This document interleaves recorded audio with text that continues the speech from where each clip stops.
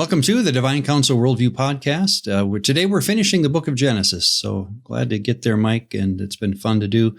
Our intention is to turn our conversation then, by the way, of all that we've been doing in the book of Genesis into a transcript and eventually a commentary. Not something that would replace a good commentary, of course, but just to come alongside and a written commentary that will keep the Divine Counsel Worldview in place as you read the book of Genesis. That's how I think the purpose of a commentary can work when it comes to what we're going to attempt to do as we close the book of Genesis today. Today is chapters 48, 49, and 50.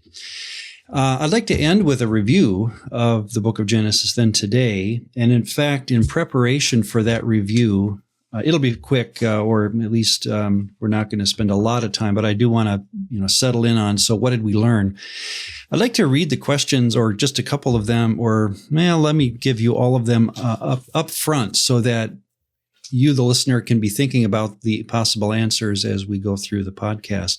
What is the main story that Genesis is telling? I think it's a good question to just think of as we close the book of Genesis. Is there a problem at the beginning of Genesis that the story sets out to solve? How would a person within Genesis define the concept of God, or Elohim, of course, in Hebrew? Could a person be right with God in the story of Genesis, and if so, how? What kind of morality was God demanding of people in Genesis, and how did they know? 3 more. How is a modern Christian supposed to apply Genesis to their life? If you're a preacher, what do you do with the book? Number whatever. What ideas did we encounter in Genesis which are missing from the modern Christian discussion?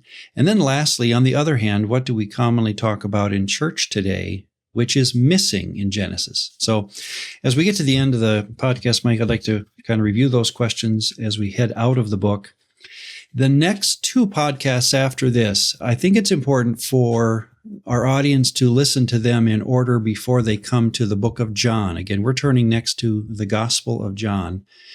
In our next podcast, I would like to tell the story between Genesis and John. In other words, again, Israel doesn't have a theology. They have a story, as we've said. And if you are sitting, for example, in a synagogue, when the book of John, the Gospel of John, came to your synagogue and it was going to be read to you, again, back in that day, books were read to you. And let's say you are like me, you're a good pagan. You're not a Jew, but you want to worship the God of Israel and you want to worship the Messiah whom Yahweh sent, right? And so I would raise my hand, possibly sheepishly, and say, could you repeat or tell me the story that gets us to this point? In other words, I don't understand Jewish history, and I don't want to jump into a book like John without some kind of a background. And so next podcast, after this one, I would like to walk through that answer. What would the rabbi say to the questioner who says, could you tell me the story of Israel so that John 1:1 that you're about to read will make sense to me? Okay. And then the podcast after that, as we head into the book of John, what I'd like to do is give a background to the meaning of the word theos. Again, the word God does not appear in our Bible. It's either Elohim in Hebrew or theos in Greek. And there is a trajectory of meaning and a change of meaning between the Hebrew word Elohim and the Greek word theos that really takes, I think, a whole episode to describe and to circle around, as it were, and have a firm grasp on it, so that when we turn to John 1:1, in the beginning was the Word was with the theos. What does that mean? How do we understand that word? So that'll be our next 2 podcasts after this, and I think they're important to listen to in order to get into the book of John. So, well, welcome, Mike. I didn't even say that. Sorry about that, and good to have you along again. Anything new in your world of PhD work that is keeping your time or taking your attention? So this past December, I finally handed in that project paper that I was working on. I think I mentioned it probably like a few months ago in our recordings. It was essentially doing a survey on sermons and just really for how often do preachers, teachers actually create their content or sermon material from the book of Job. And, as I suspected, my hypothesis was that it would be very little, that there would be very few instances of, even in the past 10 years or 5 years really, of sermons actually ever mentioning or using the book of Job in any kind of significant or, focused way. Essentially that research did pan out. I had to be able to prove what I think is ultimately going to be the problem that I'll be addressing in my dissertation material. Essentially, in short, out of 10 separate churches that I surveyed across the United States, so like 2 per major region, 2 in the Northeast, 2 in the Southwest, etc. Okay. So you have 5 years worth of sermons for each of those churches. So I get 10 of them. In the end, that's like over almost, I think the number I had was over 2,500 sermons. I only found 3 that even referenced the book of Job. One was actually a whole sermon that was essentially a whole entire overview and explanation of the story of the book of Job, which is incredible to me that the guy decided to actually just try to do a whole sermon just on the entire book in like 45 minutes. So obviously he summarized and skipped over a huge portion. And then just 2 other sermons that just basically just referenced the book of Job. So it was a very interesting kind of project of like, okay, when I asked pastors before I even looked at the sermons, can they teach from the book of Job? Do they understand the book of Job? And the answers were pretty much, yes, absolutely. I understand the book of Job. I know how to preach from the book of Job. But there was a question that I also asked, are you interested in creating a series that focuses on the book of Job or preaching from the book of Job? And that was very split. It was the majority in the end was, no, I don't really want to preach a series from the book of Job. And so ultimately what I got was, with that and looking at the data from a lot of other things as well, lectionaries and Preaching Today archives, that preachers want to believe that they can preach from the book of Job, that they know what the book of Job's story is, but will they actually do it? And the answer is generally no. In practice, they don't. Yeah. And so it's a tough book. That's going to be where my dissertation is going to be focused on, like how to possibly encourage and help people actually do preach from the book of Job. What resource and availability does the book of Job enable preachers and pastors to actually minister to their congregations in a meaningful way?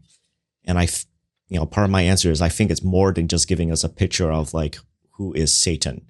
I think there's a lot more in the book that can help our congregations, especially in the aftermath of all these years that we've gone through. Our people need to hear the message that is often overlooked in the book of Job. Yeah. Well, best wishes. That sounds fun. I can't wait to keep up with what you're finding. I return to the theme of Job quite often in my own mind. Not that I don't have, my problems are not worse than anyone else's, but what is God doing in our world, and how does the book of Job apply? There's a lot there. So cool. Yeah. Can I introduce an idea that we probably talked about in roundabout terms, getting into Genesis? Actually, this is a lot about Job too, and that is, how does the work, the idea of inspiration work when it comes to biblical material? Think of Job and its poetry, and it's handling 3 men and their ideas that God at the end says they weren't right. The book of Genesis, even today, as we talk about Jacob sitting down and giving his last will and testament to his 12 sons, there is, this 7 brides for 7 brothers, TV show or movie that comes to mind, where every other moment you turn around, there's this choreographed dance scene going on. And I say to myself, that's not real. I mean, people don't just break into dance scenes wherever, when they're down at the country market, things like that. And yet in the movie they do. And I get the same feeling for a book like Genesis that will drop us into a long poem of a man telling his 12 sons about their future. it doesn't sound right to me. It doesn't sound like this is the microphone isn't on, tape recording him talking, it seems. This seems to be something that is put together over time. And many commentators even think, as we'll get into Genesis 49 is written and composed as, in fact, let me read it to you. It's from the Torah commentary, a modern commentary called The Torah, written by a Jew. And he says this about chapter 49, which brings me then to the concept of inspiration. Jacob's final words to his assembled sons are a combination of prayer, blessing, curse, warning, psychological assessment, parable, recollection, and hope. They are presented in poetic form, and much like other poetry, ancient and modern, their meaning is not always easily accessible. Traditional commentators have looked at the Testament as a prophetic utterance pronounced by a dying forefather. It is more likely, however, that the Testament is, here we go, a collection of old tribal songs and memories, which were welded into a poem and then incorporated into the life story of Jacob.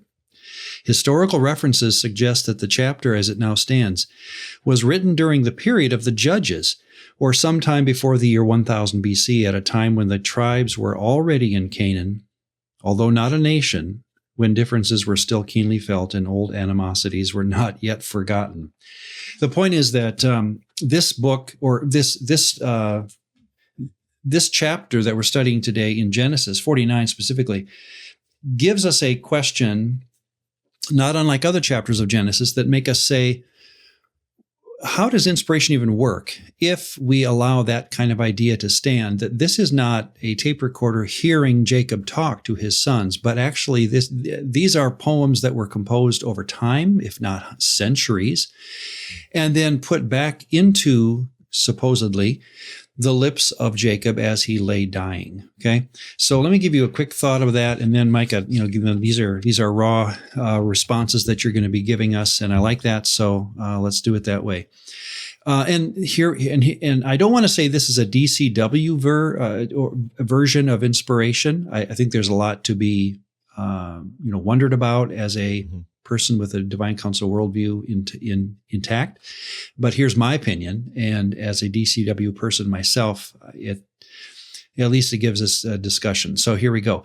There are different views of inspiration, some with names. As you go through seminary, that's the Neo-Orthodox view, or that's the fundamental view, or that's the literal view, that's the dictation view, those kind of things. Others, not so much. In other words, like C.S. Lewis's view of inspiration is not a titled version, but he certainly has a version or a way of thinking of the concept of inspiration. Secondly, it's a hot button issue for many of us, and I wonder if it should be. I would like it not to be on the list of items that people get frustrated about. I see why it's important, but when it comes to being a hot button issue for me, I've toned it down because, again, I listen to someone like C.S. Lewis, who is convinced of the Christian story, but his view of inspiration is not my own. See? Or I hope that makes sense. Thirdly, we've experienced the challenge of Genesis, and questions of accuracy with regard to recounting what actually happened have been part of our story all along. We mentioned back in the episode that we have, or the Akeda story, where the binding of Isaac's story, where he's going with Isaac down, to Morah, or up to Morah. 3 days, right? They get to the top of the hill. He's about to kill him. And you get the feeling there's a tape recorder running, because you have the Abraham said, Isaac said back and forth, as though whoever is transcribing this was actually there. And we learn, of course, later, no, this is a retelling of the story, probably long after it happened, without the tape recorder running. So the question of accuracy, especially of, let's say, conversations back and forth, has always been part of our conversation in the book of Genesis, and I think it's a fair question. Number 4, traditionally, we've used 2 Timothy 3:16, all scripture is given by inspiration, and we lay that across backwards into the Old Testament. The way we come up with our view of inspiration, generally, as I learned it growing up and going to college and seminary, was, 2 Timothy 3:16 uses this word God-breathed, and Timothy was being told by Paul that the Old Testament particularly, and then the New Testament by application, is to use an English word, inspired, and then we drag that idea backwards into the Old Testament, and we, that's where we get our idea of what inspiration is, by that word in 2 Timothy 3. I find that, problematic might be too strong of a word, but I get nervous when we take a word in the New Testament and drag it backwards into the Old. I would rather ask, and here's again where I'm curious of your opinion, Mike, I would rather ask someone like Moses, even Job, as you're working through that book, how much of those words were actually spoken by the historical character Job? How many of those words were put into his mouth by later poets and storytellers of Israel, who understood what the book was about and sometimes put in words? Again, there are loan words in Job that we know are after his day. They're Persian loan words. And so we know that whoever is dealing with that book meddled with it to some degree, redacted it, edited it, something that make us realize these are not the necessary words of someone living in the days of Job. One more point, and then I'll give you my last thought. From the perspective of the Genesis reader, how would they have viewed the accuracy issue when it comes to, if you ask someone, what do you mean by the Bible is accurate, what would they have said? In fact, here's my point. Here's what I think they would have said. As a Jew, thinking as a person who was the recipient of the Old Testament, as a Jew, they would say this accurately tells my story of my people and our place in the world and about our God. This accurately tells my story of my people and my God. How do I experience the book or the Old Testament? Here's where, again, it's different from what we know today. They would say, well, I experienced the book orally and aurally. Now here, let me play those two words off each other. Oral, of course, means to speak. Aural, A-U-R-A-L, is the quality of listening. So something's audible if I can hear it, but oral would be R-A-U-R. It's so hard to say this without being confused. The A-U-R-A-L word is more of the quality of what it means to hear something. So the way a person, here's my last point, and again, jump in as you can. The way a person experienced the inspired Old Testament would have been an oral, back and forth, hearing, talking, discussing, replaying, conversing, that sort of thing. It would not have been looking at a text and doing literary analysis of words on a page. They had not gotten there yet as a society. Anybody, no one was there yet. So the inspiration of the story to me is, and now let's just place this over the whole book of Genesis in retrospect. The inspiration of Genesis, or the authority of Genesis to the Jew, would have been, how accurately does this tell the story of my people as a Jew and my God, the one I have covenanted with, the creator and sustainer of all things. And I would drop it there. That's how it would have been appreciated, understood, and lived. Okay. So what do you think? I've talked a long time there. So I guess, there were a lot. There was a lot. I'm trying to remember all the points. I guess where I would go with is that it's very important first for every listener who's listening to us, and even for you and me, Ron, like we have to also kind of acknowledge, well, what was the kind of inspiration theory or model we were raised with or taught with, or even just culturally we just assumed about the Bible, right? And even a bit of yesterday, I was watching a video commenting on another video that basically was talking about there is not one inspiration model. Right. There are certain Christian camps that like to propose that there is only one true version of inspiration, and that if you don't believe in this version of inspiration that they uphold and that they promote, then you're not truly a follower of Jesus, and then your whole entire salvation is possibly. And there's at risk. that hot button thing that I've stepped away from. Yeah, and I actually addressed this a few months ago at my church for a discipleship set of classes that we did after service, and it was about where did the Old and the New Testaments come from? How did we get, how were they formed? How did they come about? And one of the things that I pointed out and challenged folks on was, do you believe essentially that the Bible, all of it, Old and New Testament, did it just drop down from heaven? So essentially, is your view of inspiration where you have an ardent belief that humans are so corrupt and sinful and broken and depraved that the Bible has to be, in order for it to be the inspired word of God, it has to be somehow contained and controlled in the sense that the human hand was extremely limited. Right. Right. So, you have theories like called dictation or ecstatic theories, where they're pretty much very similar, of the idea of it's 99% God. It's God speaking to the person or using the person as a human-sized pen. And, yes, it may have been touched by human hands, but the whole entire thing was essentially all from God. All the words came directly from God. There's no chance for human impurity, sinfulness, brokenness to interfere or taint the scriptures. Right? Is your view of scripture that way? And by the way, in that view, what Abraham said to Isaac on the way to Moriah would be exactly what was said, because God can't, and here's where we triangulate between God's character and what appears on the page. We say, because God is true, God can't lie. Therefore, that's exactly what Abraham said. Is that how you understand? At least that's the argument that I heard. Yeah. So essentially that type of theory lends itself to eventually these are conclusions, right? About how the text came about.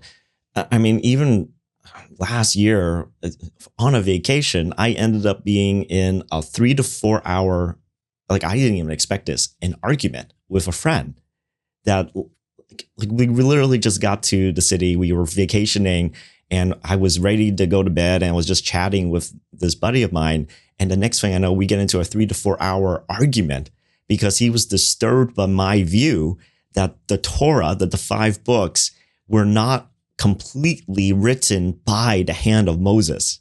Mm-hmm.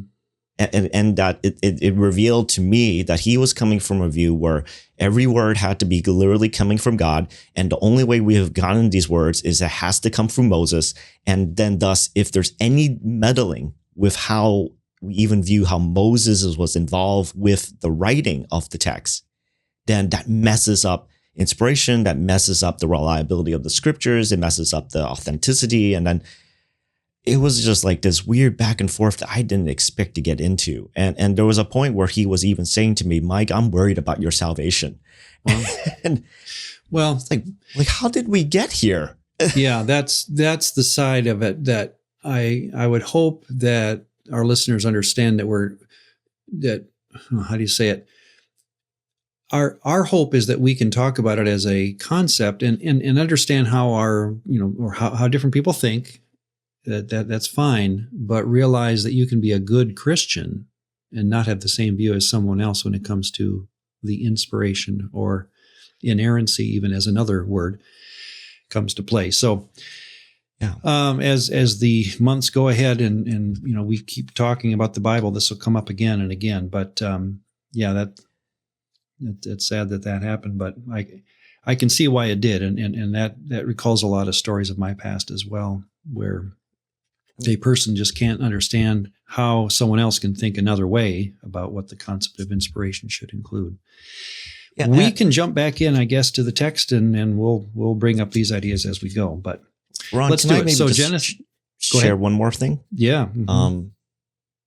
Ultimately, if, I'm sure some people are going to be wondering, well, what did you ultimately say to your church? They're probably going to be wondering, what am I teaching? Am I truly a heretic or not? I don't think I am.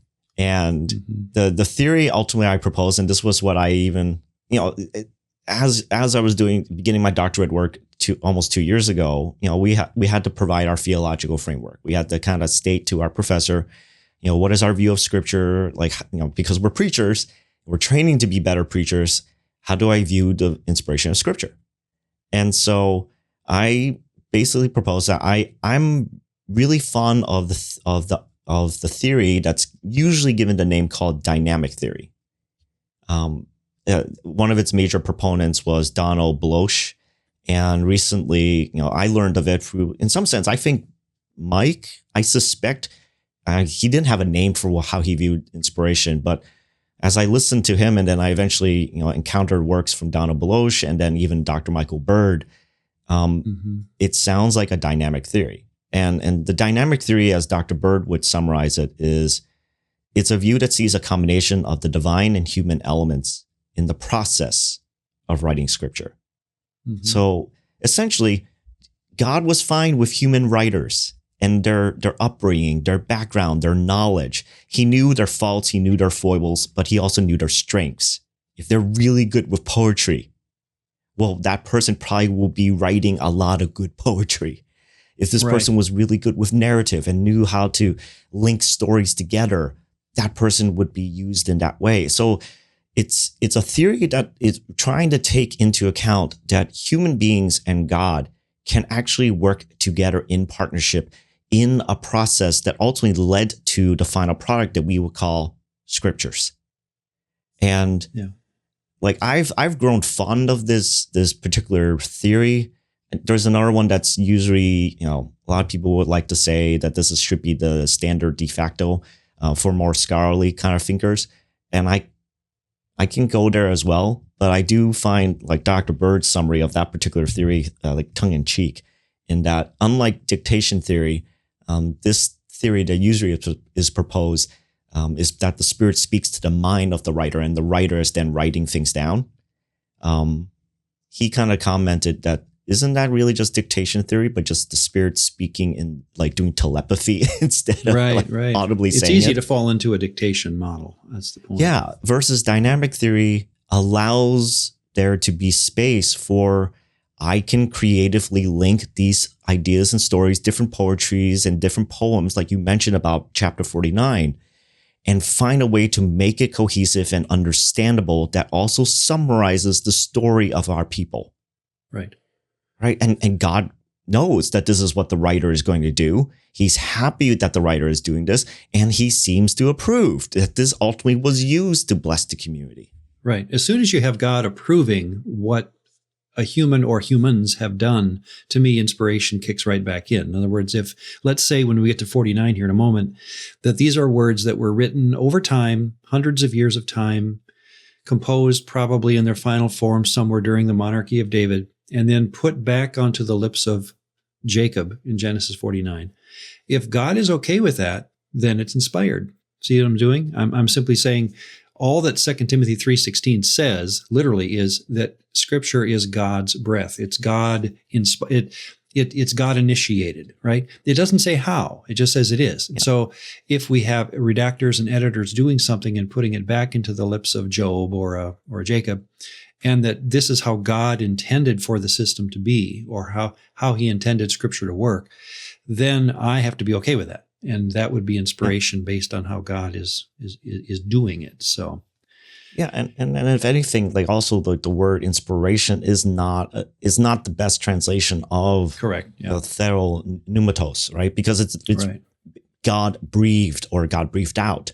Inspiration technically means breathed in.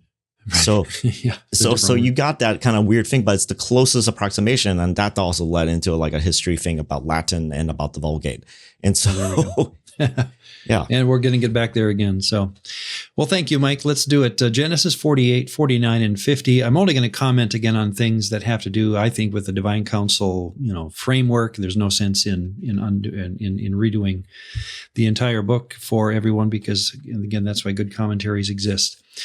48, 1-4, Jacob is telling Joseph about God Almighty, El Shaddai. Now think of how a father and a son who haven't seen each other for 17 years are now going to talk about. And Jacob tells to Joseph, verse 3, he said to Joseph, El Shaddai appeared to me at Luz in the land of Canaan and blessed me and said to me. And so you have him rehearsing to his son how God has taken care of him. El Shaddai has taken care of him these years. Then you get to verses 5 to 22, which is basically the blessing of Ephraim over Manasseh. It's that younger brother theme, and we've seen this, throughout the book. Jacob and Esau, Isaac and Ishmael, even Cain and Abel, Joseph and his 10 brothers. This idea that the younger brother is to be preferred over his older brother. And in this story, it's where Jacob crosses his hands when Joseph presents his 2 boys, Ephraim and Manasseh, in front of him. This could either be like an etiology where it's the means by which we got to where we got, where Ephraim is a stronger tribe than Manasseh. That is a possible way to read this, that this story is looking back upon how we got where we got to. It could be predictive as well. Maybe there's something going on in the mind of Jacob where he knows, even in his blindness of his state of not being able to see very well, he knows who's who, and he purposely crosses his hand to bless the younger Ephraim over the older Manasseh. Because it is true, by the time you get into the monarchy, Ephraim does have precedence over Manasseh within the tribes. Ron, do you think it might be like an interesting also callback to what happened between him and his brother Esau? Oh, certainly. Yeah. Again, that younger brother theme, I think, is just being played out again. Well, I mean also just like the very trick that his mom and him came up with. Right.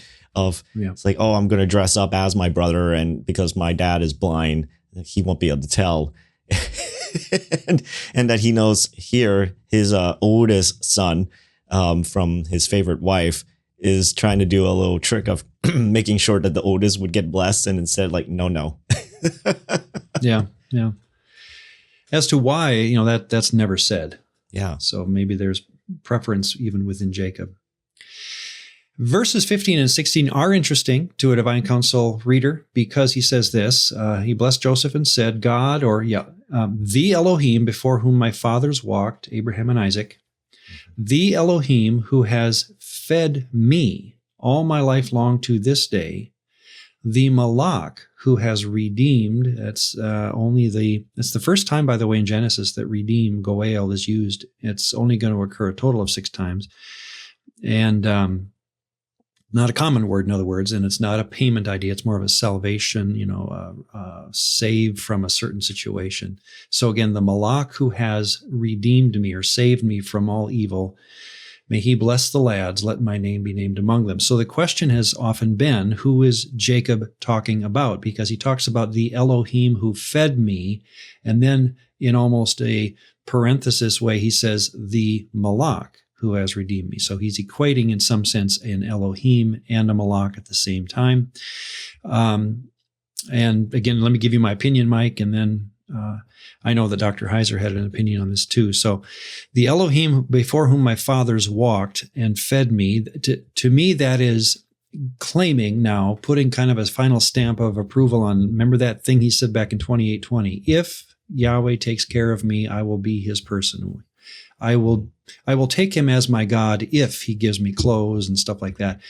And we've often looked at that moment of if, as a wow, Jacob's pretty gutsy to have said that, where he's even putting Yahweh under some kind of a covenantal, if he blesses me, then kind of a thing. Makes us nervous, in other words. But it seems to be the story of Genesis that Jacob over time finally comes to be a firm believer in Yahweh. And to me, 48:15 is that moment, at least, by which we know it's happened. And he's saying, the Elohim, the God of my fathers, Abraham and Isaac, whom they walked after, he has also taken care of me. So to me, it's his way of putting that stamp of, yes, I'm a Yahwist. And now, looking back, I've been hesitant at times, but now I am. And then when he says, the Malach who has redeemed me, I take that to mean this person who helped him was probably a physical figure along the way. This could be referring back to the Laban story in chapter 31 or the Esau story in 28, where he probably had a physical Malach messenger help him do different things. And he looks back upon that scene as Yahweh's taking care of him. So that's how I see it. Any thoughts? Well, it's kind of funny you say the physical Elohim, because like where my mind well, would I said go physical is that malak. I didn't say the physical Elohim. malak. That I would connect that because it seems like he's connecting, the Elohim, or the God, to as well to this angel, to the malak. And so my mind would naturally go back to not just the general Esau story, but to the particular moment. And folks can listen back to that episode, because you and I don't necessarily agree on like the identity of that particular interesting man at the river. It's one way to call him. Yeah. Yep. But I would say, like, at least that's where I would land, is that there's that interesting moment of, because I take what that man had said to him, that your name will no longer be Jacob, but that it will be Israel. That well, that would it was be the beginning. It was like the beginning of the process of him learning of like, you don't always have to be this heel snatcher. You don't have to be this kind of person. But that's how I would take it, is that he is recalling, and that it's his whole entire journey of, yes, my grandpa was a Yahwist, my dad was a Yahwist, but he had the terror of Yahweh. So I don't know if I really want to follow this God. Do I really want to follow this God? And that he in many ways, I kind of realized, man, like now whenever I do preach about Jacob, I will probably use him and as sort of like a proto version of the typical 20-something-year-old who is coming back to church. I like that idea. Yeah, because who is wondering, let's take like, that if seriously.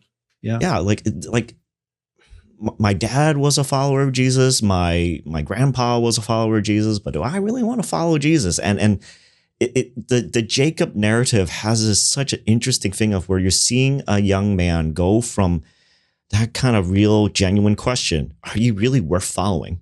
Yeah, I don't think God minds being taken down that path. I learned it by doing this with you in Genesis, frankly, Mike, when I came to 28:20 and had to really, get on that word there, if, and wonder, did God get offended that day when Jacob said if to Yahweh? I think he didn't. I think there's something there about that. That's how Yahweh wants to be treated.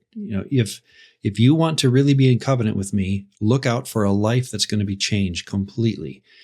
And that's not a simple question. So God doesn't mind that. But of course, God demands a covenant that cuts both ways. And so if God's going to take care of me and I turn away again, God's going to say, wait a second, you said if. Mm-hmm.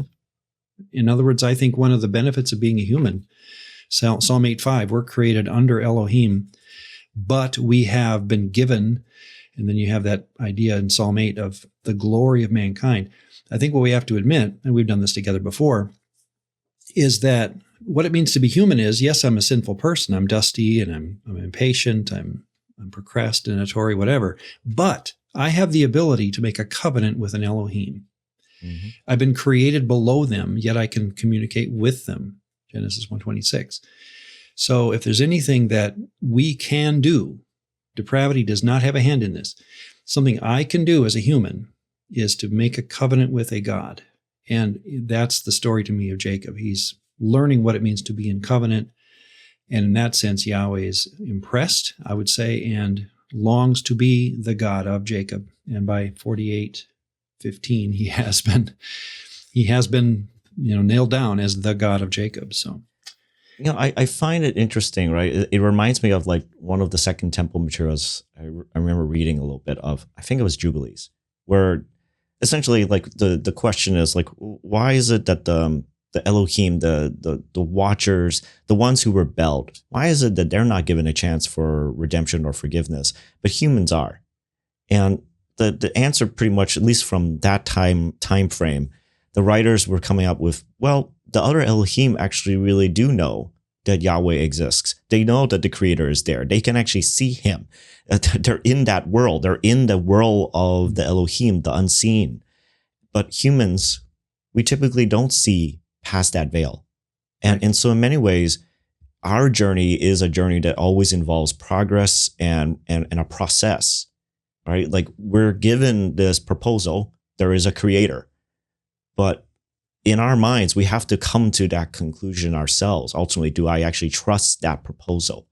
And I think that it's just an interesting callback that like, all right, we're watching these dusty physical creations, and yet despite the fact that they are not able to see this unseen realm, yet they are making choices based on their belief or their choice to believe that this is actually real and has an effect on my life and in the real world. Yeah. And so it's marvelous if you think about it. It's like you're trusting in something that you can't touch, see, smell, taste, and yet you believe it's real, and it is real. Yeah. And it does have an effect. Quick story in that regard. When my kids, and this is recalled by my wife, I wasn't there, but my wife's driving the van back when my two girls were like 7 and 5, 8 and 6, somewhere in there. And one says to the other without mom listening, they didn't know mom was listening, "Jenny, you've got to ask Jesus into your heart." And Jenny replies, "I already did that." And they're having this Sunday school conversation about how to get saved, basically, and mom's watching through the rearview mirror. It reminds me that I was brought up with the Billy Graham model.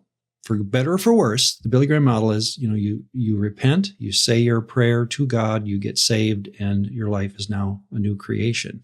And the hope then, as that model works, is that my kids will do that too, right? My grandkids will do that too. My nephews and nieces will do that too. Where I am now, this is where I've, the difference between that time and now is this for me. And I'm curious how it is for you, Mike. I'm watching my kids, grandkids, and nephews and nieces go through a story with God. They're moving through that if part sometimes. They're wondering, they're thinking, they're debating in their own head. You can see it in their life choices. Should I follow God or not? Should I follow Jesus or not? To me, that's much more of a Jacob story, in other words, than what I was grown up with was, the Billy Graham story is you get right now, you get saved on Tuesday night. And yet I'm seeing today in my story, watching my own kids and grandkids and so forth go through this. It just feels a lot more like a Jacob story than a Billy Graham story. So I think everyone comes into becoming part of the kingdom in different ways, and like some of us enter in with like a big bang. We leave a crater as we we land into the kingdom, and we're kind of knocked a little senseless for a moment, and then we're trying to understand what's going on. Others of us, we just slowly transition of like, yes, this seems to be good and reliable. This seems to be consistently working out. I'm listening to these principles. I'm listening to the wisdom from this God. He seems to be true. He seems to be faithful. Yeah. I just will follow because of his consistency. I think every one of us entered the kingdom differently, but the process in the end is always going to be the same, right? Discipleship is a constant growth in not just learning knowledge, but also applying that knowledge and also walking in step in relationship with the Creator and testing him out of whether he is faithful and true. Yeah. And the more we test, the more we have to build into a possible testimony. And so I think it's going to be different for everyone and anyone. I had worked in youth ministry where every so often, right, we would have essentially like an altar call at our youth retreats and youth conferences during the winter times. And some teens and I was one of them like that, would come to the altar in tears and just have this emotional moment of I want to come to Jesus. And then there are others who just I already did trust in Jesus. Do I need to come up to the altar? Why would I need to right. And they're wondering is my experience of salvation valid? And I think for folks like that, they need to hear that it's so great that you are already a disciple. And your responsibility as an older disciple is to teach and to reach out to the younger ones and to help them learn the ropes and help them grow in family and help them grow in relationship with yes, with Jesus and God and the Spirit, but also with one another in the community, in the family of God.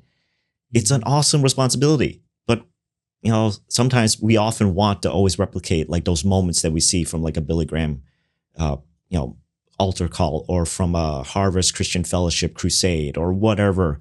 We always want those emotional moments. But at the end of the day, it's about the discipleship, and whether they have that initial emotional moment is not as important to me as do they in the end can say, I have a genuine relationship with my Father. Mm-hmm. And I have a genuine relationship with the body of Christ in the here and now. Yeah, well said. That's what's going to hold us through to the end of our days, because it's not just one memory that we cling to. It has to be a consistent pathway of memories. And I think, with Jacob, like especially here in this chapter, he's looking back and it's like consistently the God really did play out to be true. He took care of my grandfather. He took care of my dad. And he took care of me. And now he's taking care of you, my sons.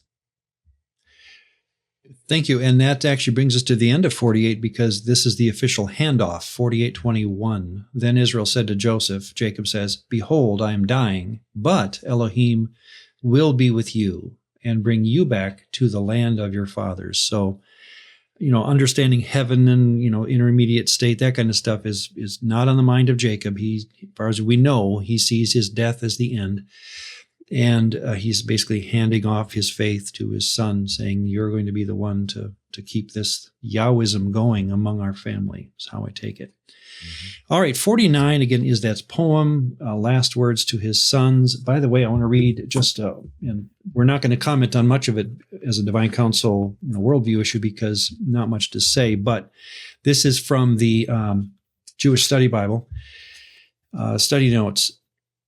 Rich in word plays, impossible to capture in English, as well as cryptic phrasings and rare expressions, including unusual and probably very ancient divine names, Jacob's tribal sayings have long provoked disagreements among interpreters. I just read that because I want to encourage anyone who reads 49. You and I will, as we read this, go, what in the world are you talking about? And because it's referring to, like, Issachar is a strong donkey lying down between two burdens.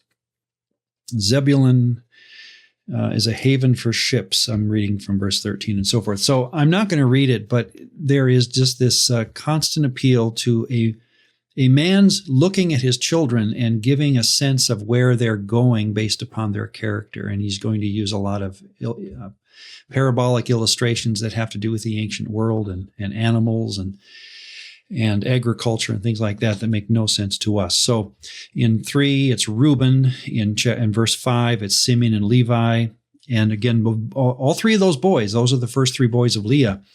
You can sense that Jacob is saddened by their past, whether it be Reuben laying with Bilhah back in chapter 35, or Simeon and Levi back in chapter 34, destroying the city of Shechem. The oldest 3 boys of Leah, he turns from them and he says then to Judah. And by the way, both Jews and Christians see this as Messiah language when he says to Judah in verses 8 through 12, things like,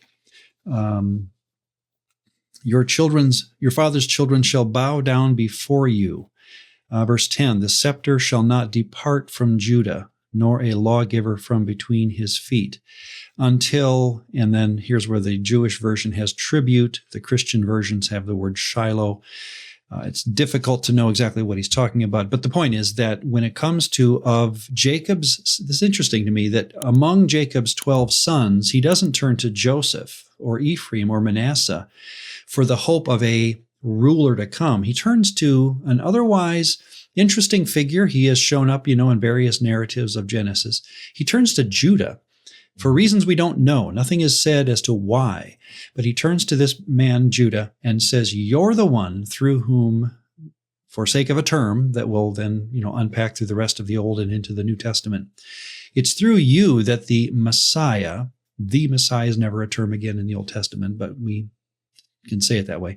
The Messiah shall come. So that's the hope. That's even among Jews today. Jews that don't believe in Jesus still see Judah the tribe of Judah as being the fountainhead of the messianic hope. So, can I just kind of offer as well? Like for folks who are interested in like, okay, how would I tackle a chapter like chapter 49? You mentioned the Jewish commentary and the study Bible. I've found the work of Dr. John Goldingay for his Genesis commentary to be excellent. Yeah. And he's really good because he actually understands a good amount about Hebrew poetry. And so his only even notes about this is that this chapter is the first long sustained, poem in the book of Genesis in chapter 49. Interesting. And it uses not just one convention, it uses at least 10 different conventions of Hebrew poetry. So if folks think this is going to be easy to tackle, no, it's probably not. But it also does indicate there were definitely folks who, in the process of writing this out and compiling it and putting it together, they knew what they were doing. And it was an intentional thing. It wasn't a hodgepodge. They were actually trying to link up all these probably different poems that were spoken and sung over time. Yep. And then link it together into one cohesive long poem. And so that takes real skill. And so I would just definitely, take your time with the chapter, if anything. That's just a side note. And there are various versions today, Christian versions of the Old Testament that I would collect. Everett Fox has a translation of the Old Testament that's excellent. Robert Alter has another translation of the Old Testament. Or actually, Fox's, I think, is limited to the Pentateuch. But where those two men, Alter and Fox, are different from many of the modern Christian versions that we're used to, they try to keep, especially when it comes to poetry, the rhythms and even the sounds of Hebrew within the target language of English, which is hard to do at times. But I appreciate the effort, because when you think about it, here's what's happening. We're taking a language that's probably Proto-Hebrew, some ancient language. It's put into Hebrew, and then it's turned into English. By the time you make those moves, you probably lose a lot of the alliteration, a lot of the punctuation of the language, the sounds, and so forth.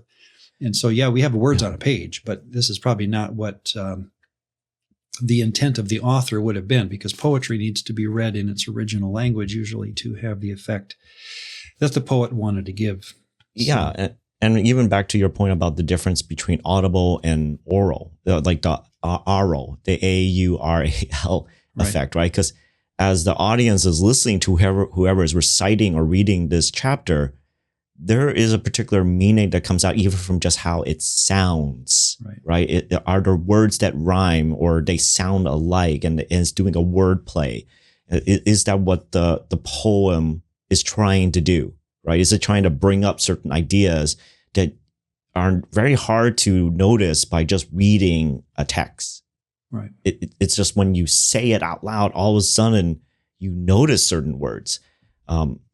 This is what I encountered when I was doing my Old Testament exegetical class in poetry. And it was just, okay, so when we do our translation, we need to actually try to read it out loud and see and hear what we actually notice in the sounds of Hebrew as we're saying it out loud.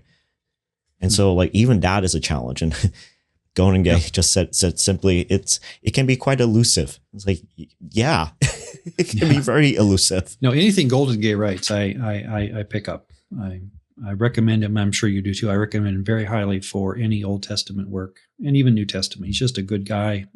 I think I told you about the bus ride I had with him after a conference and got to know him on a personal level for about 2 hours. So that was a joy of mine for the time. No, that's the first time I've heard that, but I'm quite envious now. So I didn't tell you that story. I'm standing at a bus stop waiting to get the bus from SBL conference out to the airport. And I had just, talk about Providence, I've just purchased, I forget which book it was, of Goldingay's, and I'm reading it at the bus stop. I look across to my left, and guess who's standing there waiting for the same bus? John Goldingay. So I walk over and I say, would you mind signing my book? And then that just breaks into, like I say, this conversation that lasted from there all the way on the bus and all the way to the airport. And he has the great line. I mean, this is where I heard it first time, and I've always thought of it afterwards. He says, the challenge of writing in England, because he's a Brit, the challenge of writing in England is that you've got Germany over your shoulder. You're always writing with Germans over your shoulder. And they are, of course, Germans are known for their fastidious linguistic and theological minds, right? Mm-hmm. In America, because he came to America in the 70s, he says, you're always writing with Billy Graham over your shoulder. Big difference.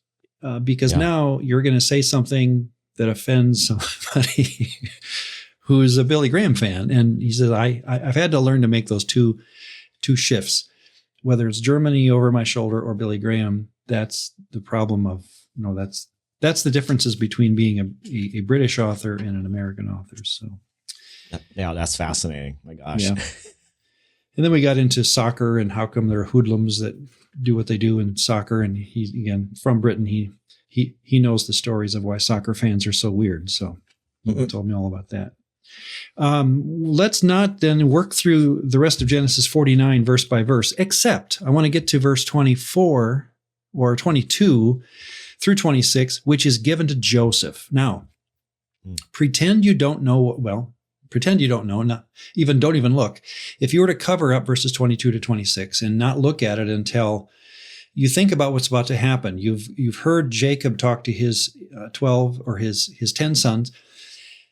Benjamin's going to be later, but the 10 boys who may not have been Yahwists. That's, again, remember we talked about that these boys for 22 years lied about Joseph. They kept from their father the information about his most loved son. So the question of whether these men were Yahwists to me is a fair question.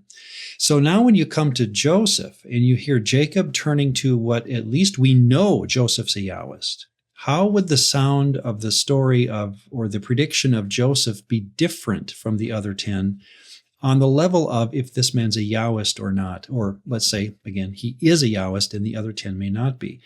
That's where when you read 22 to 26, it's striking because you hear things like this in 24. By the hands of the mighty one of Jacob, and from there is a shepherd, the stone of Israel, by the Elohim of your father, who will help you, and by the Shaddai, the Almighty, who will bless you with blessings of heaven above, blessings of the deep, blessings of the breasts of the womb, blessings of your father, on and on. The point is that if, without even looking ahead and thinking, what would Jacob say to his lone Yahwist son, if that's possible? How would it sound? That's exactly how it comes across. He is extolling the God of Joseph while he talks about the prediction of Joseph himself. So I just think as a DCW person, it's fun to see that and how it plays itself out even in the poem.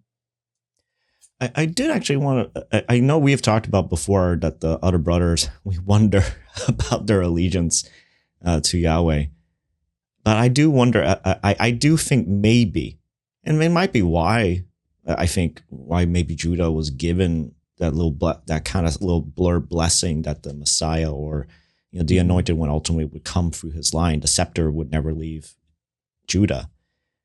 I wonder if it's because of what happened in the events when Joseph was in Egypt and Judah and Tamar and everything else that happened. There was something about Judah that changed from the guy that, hey, everyone, why instead of murdering him, why don't we just sell him and make money?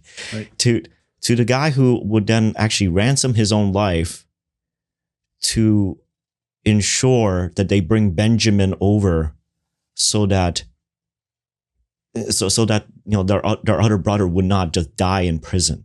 That something happened with Judah, his own character. It was a very stark contrast between the man that we met at the well where he participated in throwing Joseph into, to all of a sudden now laying down his life for a half brother that in the past we assumed he did not like either. Mm-hmm. And yet something about his character changed. And, a lot of commentators, and Golden Gate is one of these folks, believes that the episode about Tamar and Judah, that affected him. Something about the way that she behaved and she acted that really showed out to him, I am not a righteous guy. I'm a really terrible person.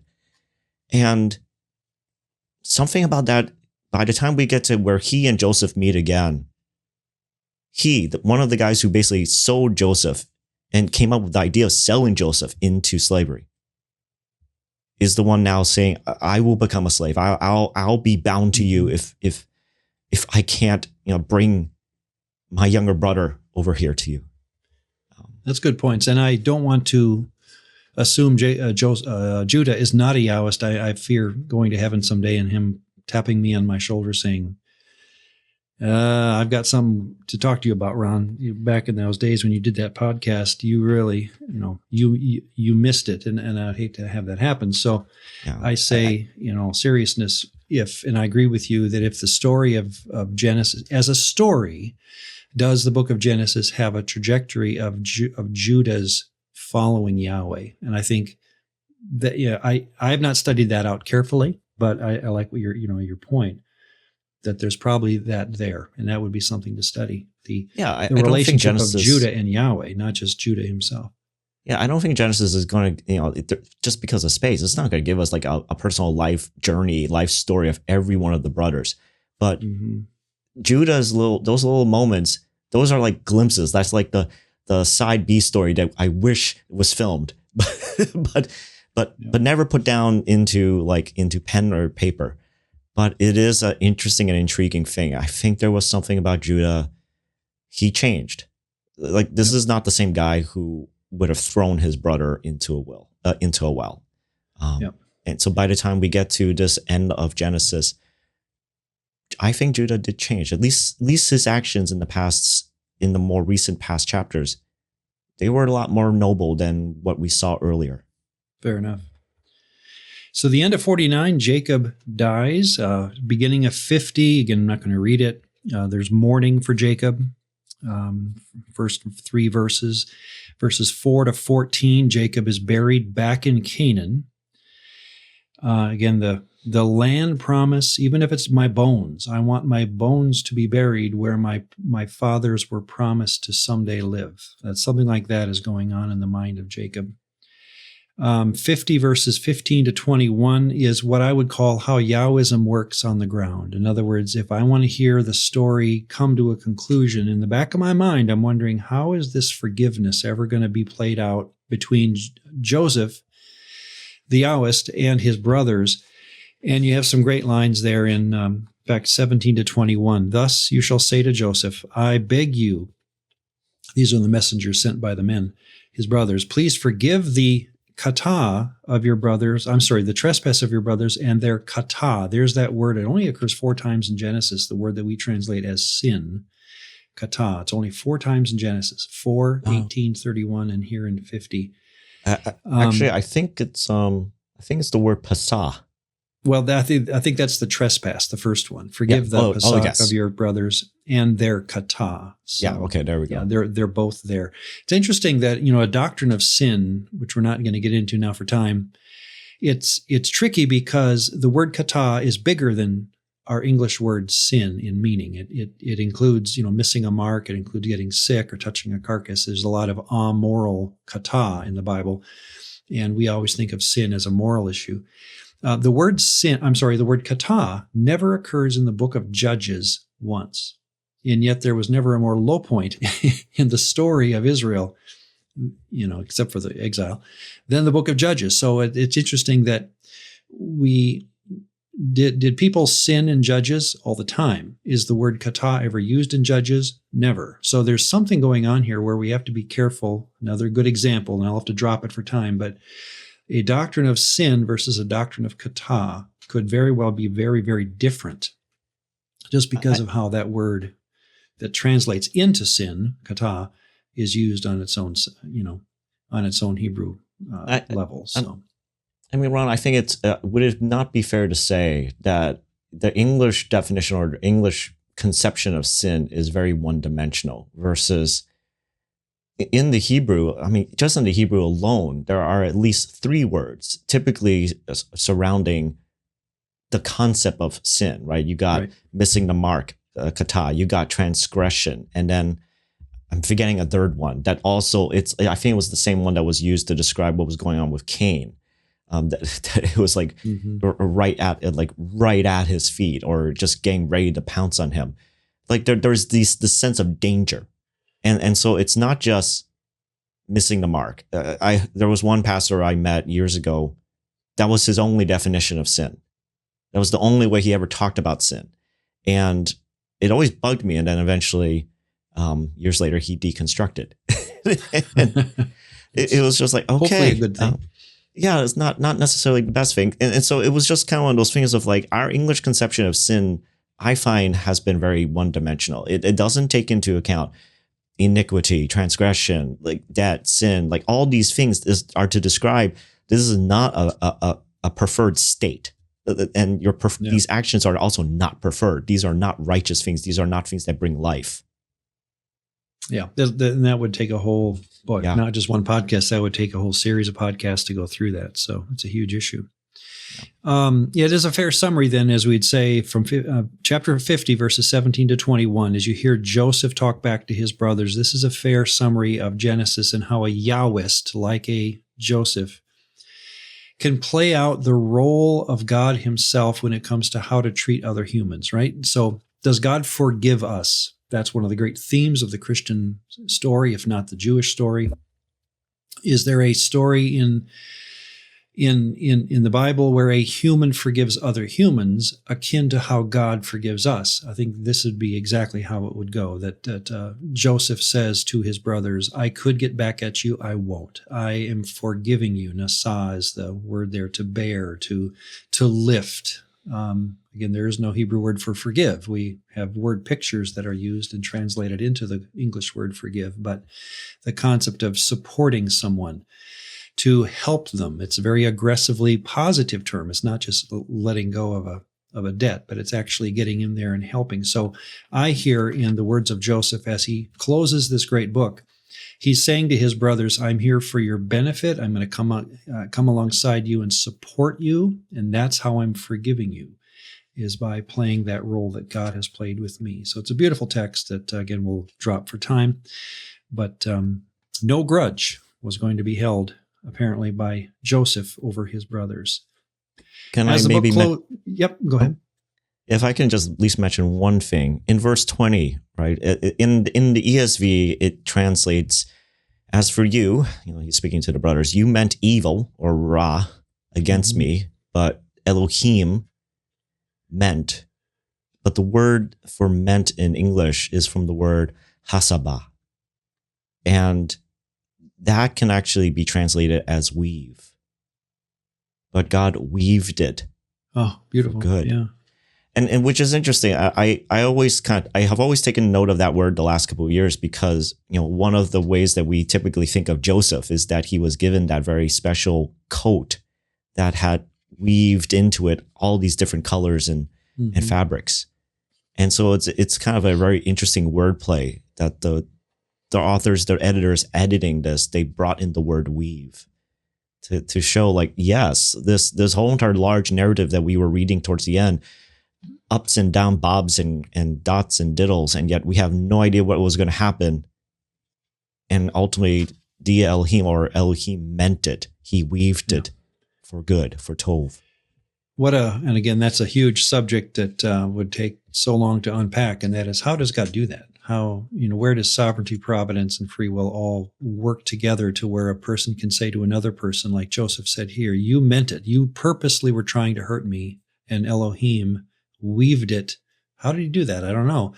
But he weaved the whole story for himself, for good, for tov. So, well, Joseph dies at 110 in verses 22 to 26, and that is the end of our book. He dies in 1805, if our genealogies are tight. And by the way, the death of Joseph is 1805. The birth of Moses is 1527 in Exodus 2, verse 2. So, this is just good to note if you're into marking your Bible. Between Genesis 50 and Exodus 1, or Exodus 2, is 278 years. So the entire history of the American experiment, 1776, that whole experiment fits in between historically in just a number of years, Genesis and Exodus. So it's a long time. And here's again a good reminder that your Bible is very tight. In other words, you turn a page and you could pass 100 years of time. Mm-hmm. Sometimes it's very point for point or day by day, but sometimes you can span hundreds of years in the turning of one page. All right. I said at the beginning, I'd like to end with this, and that is just a quick review based on some questions that I posed this to my adult Sunday school class at church a couple weeks ago and had fun with it because we finished Genesis about the same time that we're doing it here. What is and I got the opinions of the people, and I was happy with how I heard there over, the months that we went through Genesis, kind of like we're doing here on the podcast. How did they, from their backgrounds that were much like mine, right? When they heard the book of Genesis being read in a circle and talked about the way we did, how did they come up with answers to these kind of questions? What is the main story that Genesis is telling? And again, I'm dropping these on you, Mike. So for time, let me give you my opinion, and then you shoot back at it. What is the main story Genesis telling? My opinion is Yahweh is creating a family. And so the main story is join the family. Join in what Abraham, Isaac, and Jacob are doing. And that is, of course, aligning with the Creator Elohim. And notice how broad that is, but at the same time, how specific that is when it comes to joining a family. That's not an easy thing to do, as it were. That takes everything you got. So it's a simple idea, but it's very thoroughgoing, I guess I would say. I think I would generally agree. The story of Genesis, especially after chapter 11, once you get into 12, I mean, it's basically following the storyline of a family. Yeah, not much of a family at the beginning of chapter 12. It's like maybe one, maybe probably two. Abram and Sarai, yep. And then you're just wondering how is this going to go, and then we get to the end, and now one of the great grandsons is essentially the ruler of Egypt.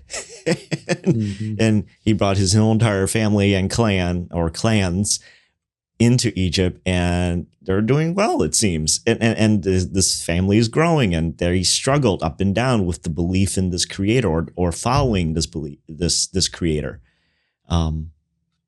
Yeah, I would say it's a story that invites. It's a story that has loyalty, non-loyalty, mixed loyalties. You got a story where people are trying to manipulate the creator, and the creator is not having any of it. Yeah. And yet at the same time, this creator is also very patient and very gracious.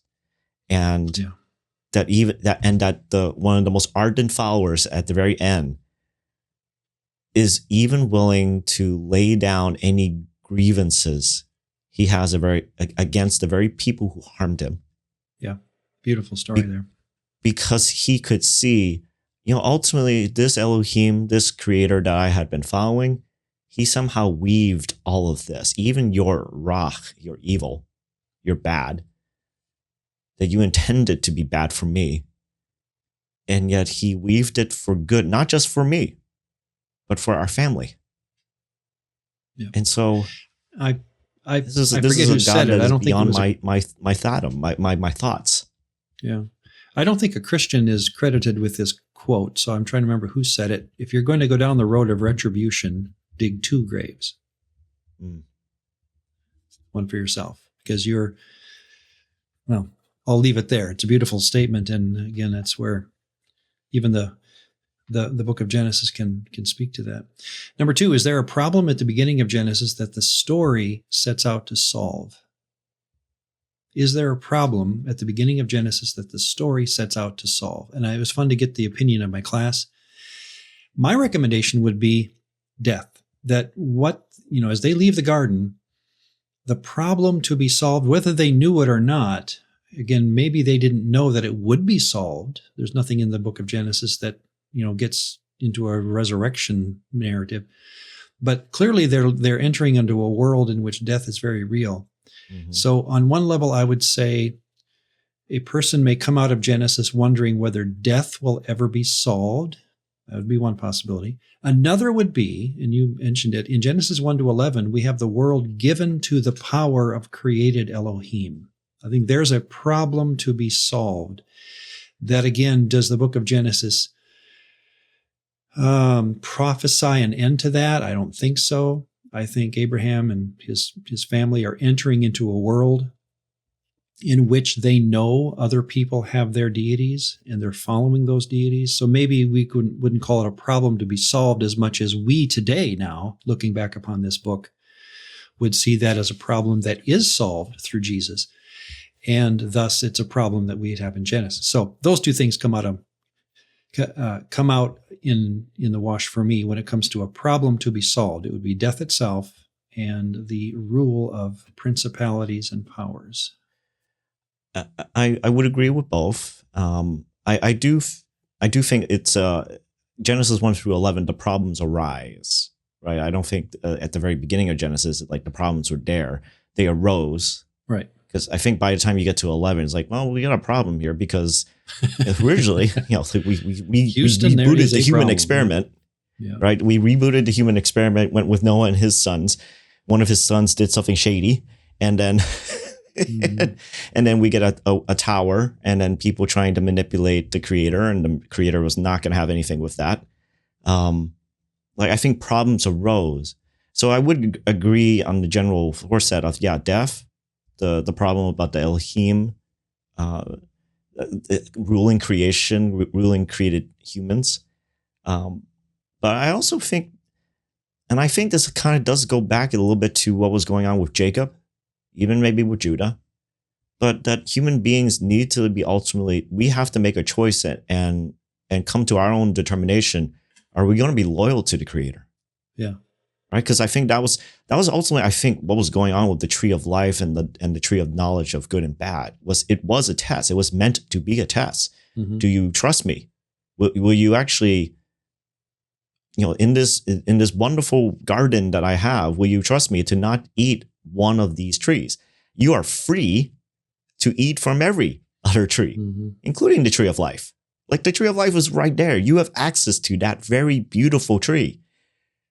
And yet the choice was given. Will you trust? Will you obey? And humanity didn't. Yeah. That led to death. So that's a good illustration of a problem too. Well, yeah, that would get, I like your point about loyalty being, I wouldn't call it a problem, but it would be that test being replayed, throughout the book of Genesis. And we see with these patriarchs, I mean, with Abraham, and then definitely when we got into Jacob, right? This whole terror of like, do I really want to be loyal to this creator? Mm-hmm. And I think that plays out. Number whatever, how would a person within Genesis define Elohim? Quickly, again, we've been through this enough that now it's hopefully old hat to us. Elohim is not God, capital G. It's a created, it's a divine being of some kind. And the question then of the text will often be, which one? Yeah. Who are we talking about? And we learn, of course, that one Elohim created all the others. And we've been through that, but that's always a good question as you get to the end of this book. So what is an Elohim? How does it work? And how can we continue reading the rest of the Bible, even into the New Testament, with the understanding of what an Elohim is? Number whatever, could a person be right with God in Genesis? If so, how? Yes, Genesis 15:6 seems to be a paradigm for how the story will work, that Abraham loyaled himself to Yahweh as opposed to the gods of Ur, from which he came. And in that loyaling, he is considered to be right with Yahweh. It's a very simple concept that I think flows through the rest of the book, that you can be right with the Creator by simply loyaling yourself to him in a covenantal way. It takes longer for a Jacob to do it than an Abraham, apparently, but that's the story. Yeah, and the loyalty is it's more than just a mental belief. It's embodied. The loyalty plays out in one's life, and Jacob is a great example of that, and so is Joseph's. Yeah. There's a on the ground aspect to loyalty that you can't miss. What kind of morality was God demanding of people in Genesis? How did they know it? If he's not giving them a book, there is no temple, no sacrifices, no priests. Well, there's sacrifices, but not for sin. No priests, no substitution going on. How, what kind of morality was God expecting of his people? My quick answer to that is conscience, being made in the image of Elohim, seems to give people, and we're talking about all people of all races and all tribes, you have a innate ability to think beyond an animal when it comes to how to treat each other. The ought word, the word should or ought, is a human and an Elohim concept, and we share it with them. And so I think what Yahweh was doing in the book of Genesis when it came to a morality clause was basically saying, deep down it's wrong to steal, hurt, lie, murder, those kind of things, even adulterate, according to how Joseph saw Potiphar's wife, and that the morality is not the story of Genesis. We're not, looking for penal substitution issues in Genesis. It never happens. Therefore, the morality we're looking for is that which is simply part of the human condition. And within a loyal relationship to Yahweh, a person's expected to also act morally. That's how I'd simply say it. I like that. I think there is. I instantly go right to what happened with Judah and Tamar, right? Of how Judah, in his fury, in his anger, he, when he discovered that his, daughter-in-law, or really should be former daughter-in-law, since he lost two of his sons before this, that she was pregnant, and obviously it must have been with another man. She prostituted herself, and he was so angry and upset, and then only to realize, my tendency to sleep around with prostitutes actually turns out she slept with her, and she's actually bearing my son. Yeah. In the aftermath of me refusing to do what culturally is right, which is to let her be married into the family again so that I could take care of her, that he called her being more righteous than him. Mm-hmm. That he realized I was avoiding my responsibilities. I was avoiding trying to take care of this woman that was vulnerable and that was needing me to protect her. And she took it upon herself to basically force that upon me, that I was not doing my responsibility. It's like, it's very interesting, right? There's no hard set morality that we're told in the book of Genesis. But in those moments, you see Tamar was more righteous than you, Judah. she was more right. Yeah. And that leaves an impression on us. 3 more questions and we're done. How is and here's where I'm going to step off the evangelical train for a moment with my answer. But how is a modern Christian supposed to apply Genesis to their life? Let me give you my opinion, Mike, and shoot back at it. I don't think you should. In other words, learn the story, enjoy the story of Genesis, so that when it's your turn to do your lines, using the analogy of a play, as I watch the story of Genesis, from the side of the stage, I watch the actors do what they do. Someday it's going to be my turn to get out on stage and have my lines. But for now, I'm watching them give their lines. And so I don't have to apply their lines to my life. I think that's the evangelical, God wrote the Bible kind of a knee-jerk reaction to some biblical stuff where we say, well, God wrote it, therefore I need to apply it to my life. Well, I'd say, wait a second. It's like, again, traveling to, and this happened. So let me give you the illustration. We go on a tour of Israel, and every night we'd gather together on this one tour. We'd gather together, and a preacher in the group would say, how does today's, visit to Capernaum, whatever, how does that apply to your life? How can we, turn that into a preaching moment tonight before we go to bed? And I found that always to be a problem, because I was being pulled back and forth between two worlds: the world of Israel and Jesus, and Capernaum and the actual road upon which I walked that day.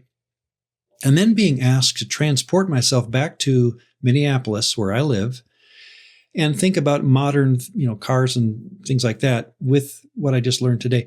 And I always found that to be like, I don't want to do this. I want to stay in Israel for, 9 days. I want to be here, stay here in my mind, in my body, and in my soul, and travel to the land. The word travel comes from travail, to actually go there and live there and think of their thoughts. And then maybe, yes, I'll go home later and resume, life in America. But while I'm in the country, I need to travail in the country. And I think that's how I would rather prefer the book of Genesis for me.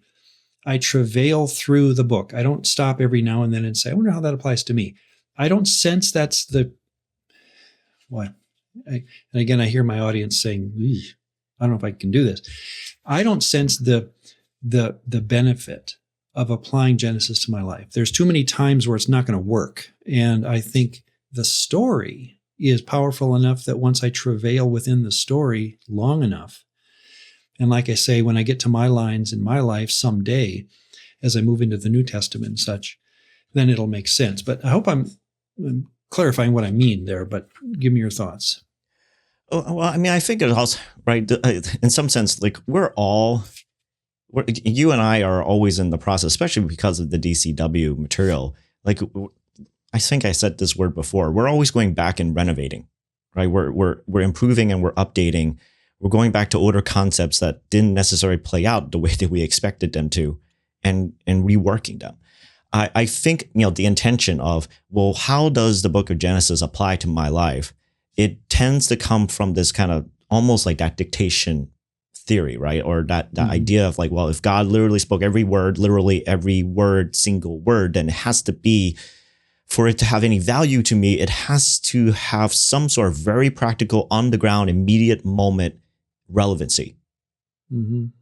And I think that's a tendency of that type of kind of theory and view of scripture, versus really what you're talking about is actually, I don't find anything wrong with it. I do think, though, it is something that can be applied, but it's not applied as in the sense of, well, because Joseph did this, thus you should do the same. Right. It's more of, because Joseph did this in this situation, how would you feel? What would you be thinking? Think about that, meditate on that, percolate on that, process through that. See what wisdom you can glean from the story, learn from the story, think about the story. And inevitably what will happen is that it integrates into your own thinking itself, into the person that you are. And so I think it is, I'm trying to find a middling position. I think there is a middling position. That the modern Old preacher Testament, in some sense, has to find a middling position because he's expected week after week to finish his sermon with some kind of personal application. And often, I feel that tension as a preacher of like, I need to find a personal application that meets the listener on the ground with like their broken car or their a huge amount of debt or their broken relationships immediately. So what can this book help me with? Right. And there are moments where that's easier to bridge that gap between the ancient writers and audience to our modern day. And there are other times where I really just have to push back and just simply say, think on this, meditate upon this, that I can't give you a to-do list. But what this is supposed to ultimately do within you is to move you towards closer relationship with your creator, closer relationship with the people around you, mend the broken relationships that are around you, lead to a life that is better, that is more right. Right. And I think that's where we're talking about the value of long-term percolation on the accumulation of your character. And that cannot be done in just 1 hour, 2 hours listening to a sermon. It's really taking in the material and thinking. I have a photocopy of a title of a book I saw on the library bookshelf or a bookstore. Where is it here? Thought I had it. Yeah, there it is. I feel bad saying the title because someone's going to look up the author, but the title is Lord, Teach Me to Study the Bible in 28 Days. I think 28 days, my goodness. It takes a little bit longer. Well-intentioned, right? Like person who was like, here are some basic tools. Yeah, I guess so. I shouldn't pick on the idea because a lot of people need that basic kind of a book. But that the title just struck me. Teach me the Bible in 28 days. Wow. I wish it was that simple. Well, I remember once I was asked to because discipleship is a big topic and is a big issue. Like, what does it mean to be a disciple of Jesus? And one time a person asked me, like, Mike, I wish we could clone you. And I was horrified at that concept later on, because as I thought about it, it's like, well, how did I become the person that I am? That started at the age of 15 all the way to my 40s. And that's decades worth of formation and discipleship of experience and of learning and of reading and of meditating and percolating on the scriptures and how that interface with actual real life. Like you can't just teach that in a year even. Like right. That's really just about being in relationship with other people and learning and gleaning wisdom from them. But ultimately, that wisdom is coming from the Lord of wisdom himself. And so I think, in summary, I would say I would agree with what you're saying, that it's not an easy one-to-one application. What I would say, though, is that I think there is value in the story and in the meditation upon the stories and thinking it through and playing it over and over in our minds. I think there's a reason why the wisdom of the Old Testament writers, of the Hebrew writers, was to think upon the Lord, to think upon the words of the Lord over and over again, to murmur it back to oneself, because that process is part of the process of formation into creating who you will be character-wise. Yeah. Second to last question, what themes did we encounter in Genesis which are missing from the echo chamber of our modern Christian church conversation? You got that? What did we witness in Genesis? That's, as you just said, is a very different world. What did we hear in Genesis which is missing from what we often hear in church? And I've got a list, of course, that this probably isn't a conversation piece, but the list I have are things like the birthright concept, blessing your children with actual blessing, created gods, divine portals, the involvement and authority of those gods in some kind of a cosmic geography way, dreams, altars, vows, conversing with a malach, as though God is there in front of me, calling upon a god, a land promise, ziggurats, temples. You can sense this list is just made up from, all sorts of parts of the book. Divine portals, Yahweh being a minority deity in that story. The entirety of Genesis is that the people experiencing Yahweh sense that at least the neighbor down the road believes that Yahweh is a minority deity. Did I miss anything? Otherwise, we can move on. But you could go on and on. What themes in Genesis are missing from common Christian sermons today? The list probably can be dozens of things. A big one I would immediately think is like the sin nature, right? And that's often usually, everything. Well, that's my last question. What do we commonly talk about, which is not in Genesis? So that's the other side. Or did you mean that there is a sin nature that you're seeing in Genesis that? No, that like often we boil it all down into Genesis 3 and assume that like you said, like one of the big problems you thought is death. I happen to agree with that as well. I think one of the big problems in Genesis is death. And very careful to actually say it's death and not just sin or sin nature. Mm-hmm. But yeah, we can move on to the next question. Yeah, last one to close out our time. On the other hand, what do we commonly talk about in church today, but it's missing in Genesis? And again, my list may not be anyone else's. The word God as a word doesn't appear, capital G-O-D. Idols as actually gods. The fall, the idea that there is a fall, to me, that's not in Genesis. The Trinity, not mentioned. Getting saved as a concept is not a Genesis story. Confession of sin. I mean, even having this, I'm so sorry for who I am kind of a feel. I don't sense the characters of Genesis are going through that. Their consciences are always doing that. Heaven and hell, eternal security as a concept, creeds and confessions, not really, in other words, they're living in loyalty without a creed, as it were. The hope for a Messiah is not in Genesis. Original sin is not there that I can tell. Depravity, imputed righteousness, substitution, paying for sin, the modern concept of angels. Again, our list could go on, but that's the brief list that I came up with as, again, things that we talk about, but Genesis never did. So,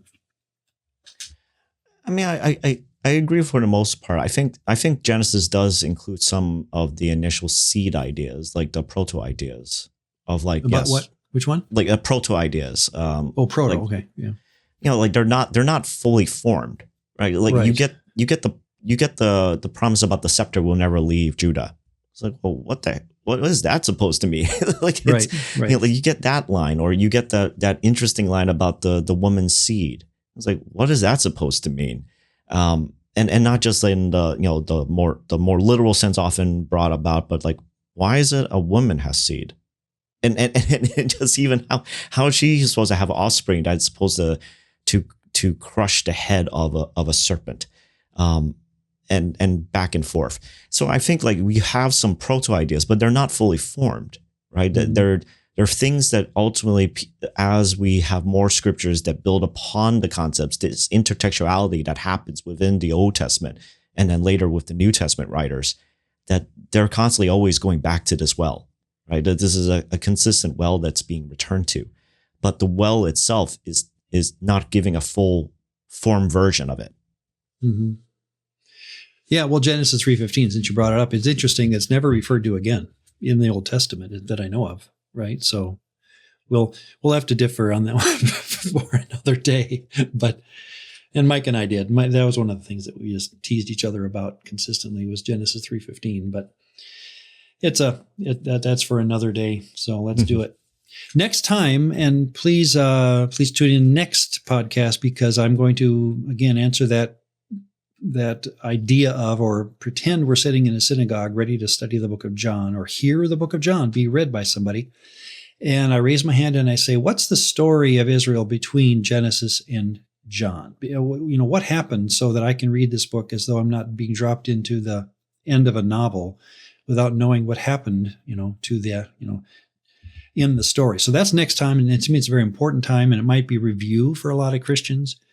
But it's necessary review to get into John. It's not just going through the biblical material. It's also talking intertestamental period and the book of Maccabees and the building of the temple by Herod in 30 or was it 20, BC. There are things that happen that are not in the Bible that are part of the story of Israel that a person reading John would have known. And that's why next time is actually important beyond people that know the Bible. It's actually getting into the story of Israel that is Bible bound and outside the Bible as well. So that's next time.